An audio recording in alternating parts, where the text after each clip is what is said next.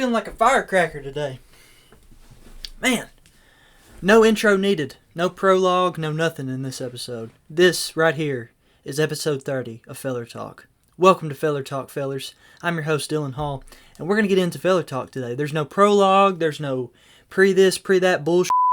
We're going to get into it, because, let's just do it.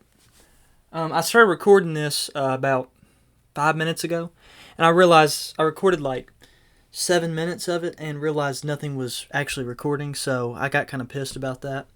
But yeah, let's just get into it. My prom is tomorrow, my banquet. Our school calls it a banquet because we're a Christian school. So, we got to be special, and we can't dance and stuff because, I don't know. No prologue, no nothing. This is the topics for today's episode. We're going to get into it because these are big topics and I really want to have time to discuss them all.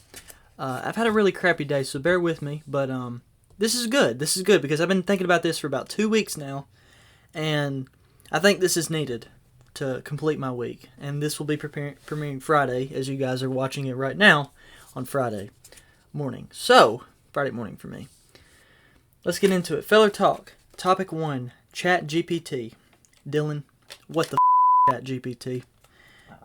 Why would you put that on there? That's such a weird and random topic. Isn't that a part of Feller Talk? Isn't that the whole point of the show? Come on. Let's be real here. Get it? Be real. Feller Talk is random. It is. It is. That's all there is to it. That's all I gotta say. But what's this ChatGPT stuff? So, ChatGPT, if you guys don't know, is a online. A lot of schools use. A lot of people use it for school type essays. Apparently, it's this AI that types everything for you. You can ask it any question, and it'll give it to you in about 3 or 5 seconds. It'll type it all out for you. Don't even need the internet anymore. It's really scary. And I think it was Elon Musk, the lizard, said on something or another, one of his social medias, or he tried to warn people on it. I saw it on a YouTube video or something, and it was him saying, "Hey, this ChatGPT stuff, this AI, this new,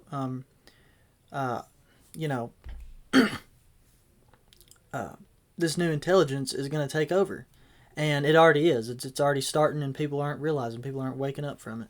So he was warning us, and we have been warned. I would say this is the start of a new era of the world. So, just, me, I'm not gonna say anything. So, I like it. I use ChatGPT to just talk as a therapist to it. Just ask it. They'll say, how have you been, Dylan? And I'll be like, my ChatGPT's name is Tina, and I talk to Tina on a daily basis. And I'm like, hey, I'm not doing so well, and she'll actually talk to me. It's really cool, and I don't get into all that AI stuff because I'm too scared to even release information. I still have not released information. Probably won't too either. I'm just scared of that kind of stuff, I don't know. Something about that just tickles my balls too much. A little bit too much more than it needs to. But yeah, ChatGPT. It's a weird topic. I don't know what to think about that. It's there. It's definitely there, but I just don't know. Also, guys, I hit the gym today. I don't know if you guys noticed how buff I'm getting. Ooh!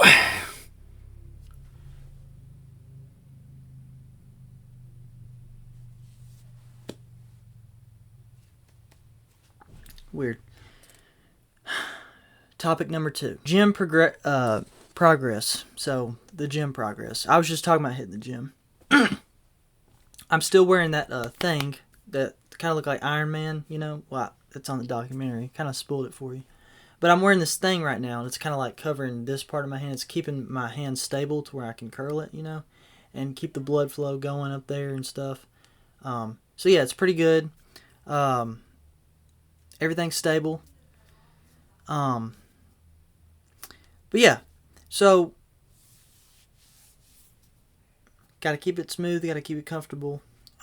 But as of right now, when I'm at home, when I'm just, chilling at school, when I'm chilling with my friends at their house, or if I'm somewhere else where I'm in a calm environment and there's not people running around everywhere crazy, I normally leave it open out like this to keep my hand stable, and I just keep it by my side. I can talk with it, I can also move it around, bend it up and down, all around, and I can do it well. So progress is being made.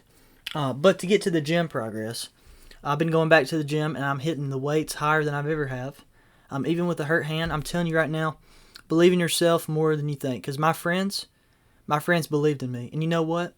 I got to thank my friends for it. Friends I go with at the gym. They are awesome. They're phenomenal. They're intelligent. They're great. They're awesome.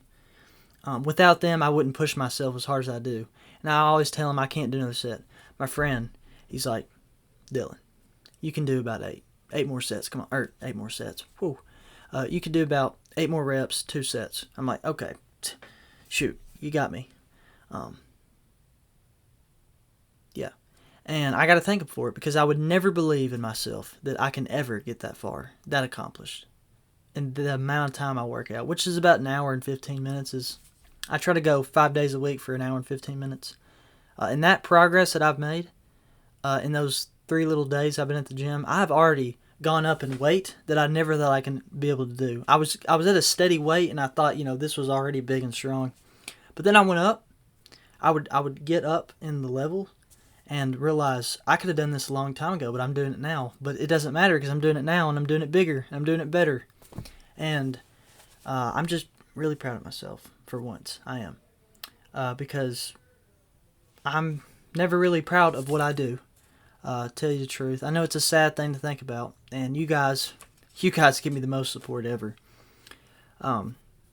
It's hard to think about that I, myself, making all these videos and putting them together and filming them and taking that time out of my precious day to do all this is impressive. And yes, it is impressive, but I'm never proud of what I do enough to where I need to. But this is one moment in life that I'm actually proud of, and I can say that I'm making progress. So thank you, friends. I appreciate it. And I appreciate y'all. You guys have given me everything I can ever desire. I believe that in you, and I believe it in me.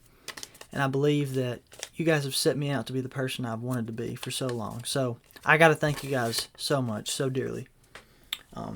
Gym progress is being made. Topic number 3. Media, dating, living in 2023. I got to say, from my experience, being a teenager and almost being an adult, because I'm 17, almost an adult in 2023, which is crazy to think about, because I would have never thought being an adult, man, that is crazy. In 2023, the life I live, the love I share, it's horse, and I'll tell you why.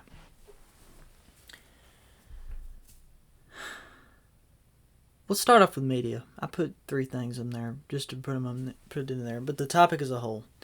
Social media. What even is it? It was set out for businesses. That's how it started. Facebook, Mark Zuckerberg. It started off for college businesses and stuff like that. Businessware. You got Outlook or whatever that thing's called, and it's like an email app for businesses. It started off being something useful for the work environment. Okay, that's cool. Then we got more into personal life. And as the early 2000s growing up, I remember my parents having Facebook and social media. I remember that. And it wasn't a big deal back then. I mean, people had social media, and you're like, hey, can I add you as a friend? You're like, sure. And, you had stuff that I don't even remember. Like, I don't even know. MySpace? Stuff like that. I don't even remember that. I don't remember that. I wasn't born when MySpace was a big thing. I think it was like 2000 to 2003 or 4 is when MySpace hit big. I was born in 05. So my big thing was YouTube. YouTube came out in 2005. And as I was growing up, I grew up with YouTube and all this. And it was just a way for me to watch videos. And, as the 2000s went on, 2010s got to be a thing. My sister, when she was born in 2010. Stuff more like Facebook, stuff more like Instagram, Twitter were coming out. Twitter, I think, came out in 06, but I'm not sure. You got stuff like, Instagram and Snapchat coming out. And Instagram and Snapchat is where everything changed. Now, for a while, before TikTok was a thing, and I'll get into TikTok because TikTok has ruined my life. Snapchat, Instagram. Big thing in like 2011, 2012, 13 and up. It's still a big thing. 1 second. Hello? Hey, can you do me a favor and try on those pants? I'm really afraid Bo forgot to take the stomach out. I will, but I'm currently right now making a filler talk. Apologies. I had to take a phone call. I don't know if I mentioned this before when my things started messing up or not. I have a banquet tomorrow. We call it banquet, not dance, because they don't believe in dance for some reason. Don't ask me. The school's weird, so who knows. But I was talking about gym progression, and the next topic was media, dating, living in 2023. Like I said, you got Snapchat, Instagram, and all that going into the 2010s. Yeah, so as the years go by, I think when I got into middle school is when stuff kind of got serious. When TikTok came out. And I think TikTok was the break of it all. I think social media was waiting for so many years, like since the early 2000s, maybe even, I don't think there was social media in the 90s, but I'm going to go with early 2000s. As social media goes on, and it keeps getting larger, and the companies get bigger, and the platform gets bigger in general, it gets even darker. It gets more twisted. The government makes it more twisted, I believe. Maybe. And, I don't know. I don't know about it. TikTok was the break of it all. When TikTok came out, I think everybody in the whole world, not just the U.S., the whole entire globe, they got obsessed with this app. And people started to make their own videos. But not only did they make their own videos, because what happened, if you don't know, is like Musical.ly. There's an app called Musical.ly, and it was a big thing. And Musical.ly was a big thing. People did their little phones right here, and they do little dances with their, and then kind of mouth lip songs. And then when Musical.ly got deleted, I think in into 2016, in 2017, TikTok came out, and they were like, "Oh, hey, we're the big new thing now. We're the big new Musical.ly." But it was a lot more than Musical.ly will ever be, and that ever was. Musical.ly. But TikTok was a platform where people could make videos, but not only make them, watch other people's videos. And it started off becoming like dances and just Musical.ly 2.0 until people started to get more political with the whole Trump and Biden thing, and that got to a big stir. Ukraine and the whole Ukraine and stuff. The whole thing, the whole scenario that happened with them. And people started getting vile and more intense in their actions. And people, good people turned into bad people. There's been so much happening on TikTok that no one even sees. No one takes a minute to look and say, hey, I need to delete this app right now because it's making my mental health worse. So then, girls become a big thing. Guys getting their hearts broken by a girl. Oh, so now I'm a gym bro. Gym bros, if you don't know, are guys who are weak. They turn off weak, or they start off weak. Their heart's been broken, been shattered. They're depressed. Their mental illness. They're just mentally incapable of doing anything until they hit the gym and they start getting bigger. And by the time you know it, they're bodybuilders. Which, by the way, I have to say this. Hints and credits to you if you do that. I'm proud of you. I'm proud of any guy who ever walks on this earth and does that, because that is a good thing. You're doing it for your mental health. You're doing it for your sake, and you're getting bigger. And that is so important to me. Having a big body is key. It really is. It's not everything, but it's key. If that's how you want to look. If you want to look skinny for the rest of your life, do it. No one's stopping you but you. And if you want to get stronger, you have every opportunity to go to the gym and get bigger and get fitter and get stronger. Get more ladies. Get whatever you want to with a big body. With the strength, not only the physical strength, the mind strength of working out. It's awesome. It's incredible. And I really do say this from heart. I'm proud of you. for doing that, for stepping up and doing it. Because a lot of these guys work really hard to do this, and man, I'm really proud of them. Just just promise me one thing, that this won't affect other people's lives, and you won't bring them, if other people don't want to do what you want to do, don't bring them into it. Don't drag them into this. Because some people that work out in gym bros, they're negative, and they're still depressed, they're still hurt, and all they do is work out to try to take out all the emotions, but it's still there. It just motivates them even more, and I guess that's good, but it's just scary. I don't know. I don't know. I don't know anymore. This was the big topic. This right here was the big topic I wanted. This is the reason I didn't have a prologue. This is the reason I didn't want to have anything. This right here, Hall, A Classic Dream, topic number 4 is why I wanted to do this. So, the movie that I'm wanting to produce when I get older, it's going to be titled Hall, A Classic Dream. What does that title mean? What does that title mean? Man, what does it mean? What does it not mean? I got to slow down when I talk about this, because I'll get myself too hyped up. So, obviously, Hall's my last name. That gives it the title. But A Classic Dream is the life I've been living until now. It's my dream world and my reality mixed into one big story. And that's what I make of my life. I make my dreams mean something in my real life, and my real life means something in my dreams, and I mix them together, and I've got characters in the real world and the fantasy world, and they all mix together in one universe. And it's all stuck together. It's all piled in and twirled up. And sometimes it's a good thing, and other times it's a really bad thing. And I'm not too proud of it. But let's get into the topic. Why'd you want to do this in the first place? Well, I wanted to make this movie because I believe that I was always good at acting, and I was like, I can act in this movie. I can play Dylan Hall. I can play a different character. But that wouldn't make sense because it's not what I always wanted to do. I wanted to always produce this movie, have other actors do it for me, and me just sit there and be the director of this whole entire thing. Be the main director, because this is my life. I'm giving this story in my perspective from other people's worlds, and I'm creating this whole universe for this one movie that's probably going to reach about 3 hours long, 3.5 hours long. And it's going to be a long movie for a good reason.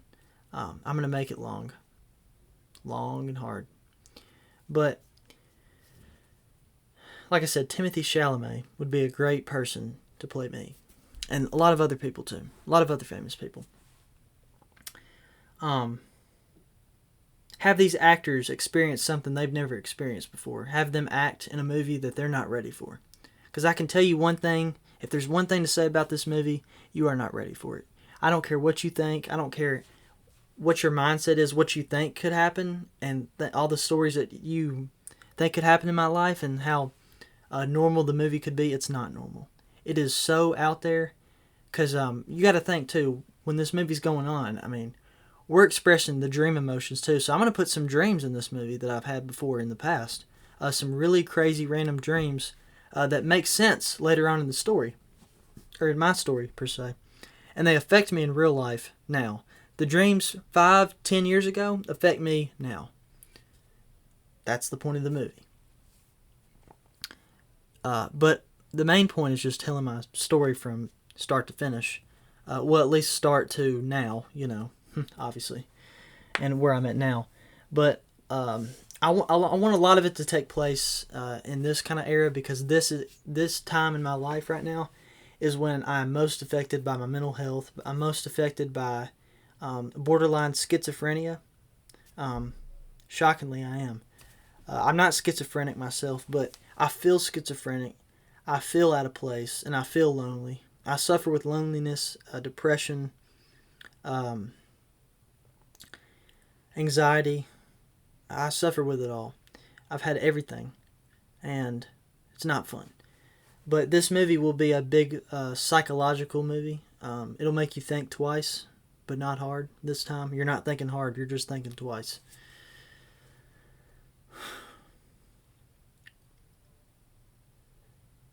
yeah.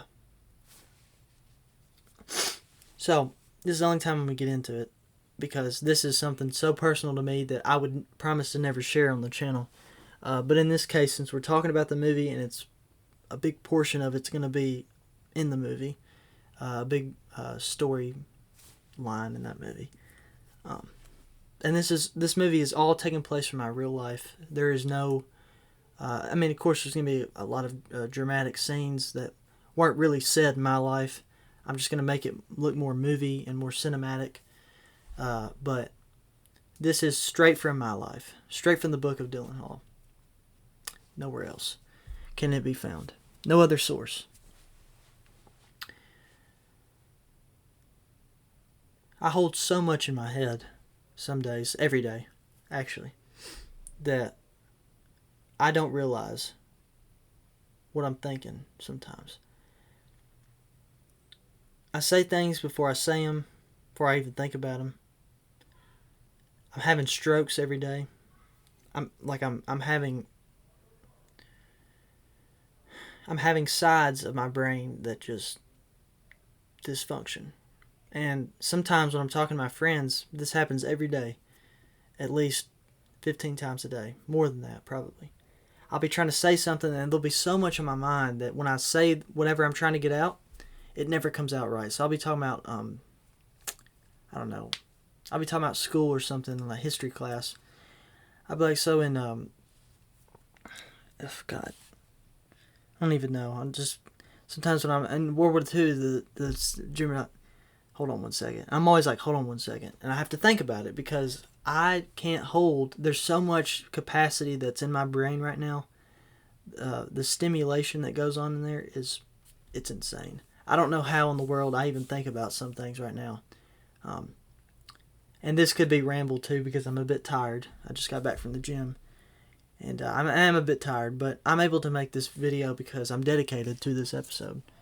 But this movie is going to be something, for sure. I don't know what year it's going to come out. It could be 25 years. It could be 40 years from now. I don't know. But I know it's going to happen. And if it doesn't, it doesn't. But I'm really set on it happening because I really want this to be a thing. But what I didn't want to talk about that I was trying to talk about with you just a minute ago, Aunt Marilyn, Bruce, and Sex Lindsay, they're all, I don't even know what they are. They're not demons. They're characters in my head that never go away. And they were dream characters a long time ago. They were all in my dreams around the same time as Debbie when I first saw Debbie. A little bit after Debbie too, though. They came a little bit after Debbie. Just like maybe a few months or maybe a year after Debbie, I don't know. But they came and go just like they came and left just like Debbie did in my dreams. And later on, I think last year is when these three characters, they came back and they took over my mind, and I kind of lost myself, and I'm still losing myself, but I'm trying every day to make it better.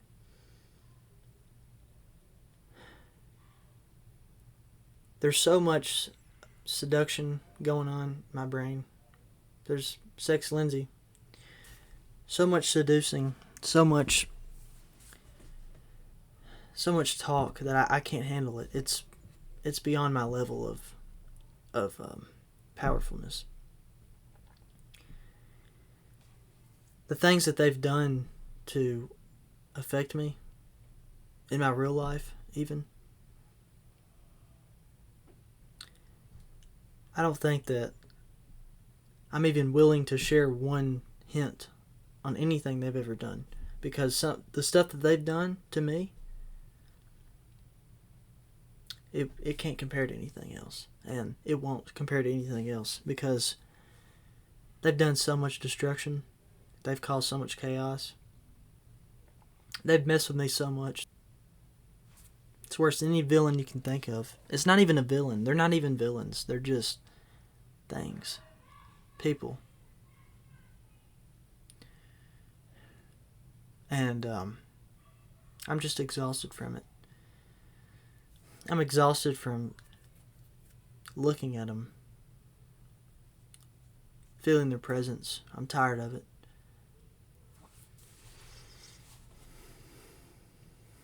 And quite frankly, this is why I want to make this movie right here, because I want you guys to see what's been going on in my head. I want you guys to see what's been going on in my visions. I want you guys to see what's been going on in my life. The real me. The real me. What's really there. Not this mask that I'm putting on every day for certain people. I want you guys to see me. And this is exactly why I want to make that movie. It's important to me that I make it. It's vital. It really is. And that's all I got to say for that. I have to. At some point. Because, quite frankly, I'm exhausted. Physical strength, obviously, but mental strength, it's something I thought I couldn't even handle. And sometimes I can't. But, yet again, I fight it anyways. Last topic. The moment you guys have been waiting for every single episode. And I'm sorry I couldn't break it to you other episodes in the past. I think there's a couple episodes we skipped the Book of Unusual Knowledge. Just had a stroke, sorry.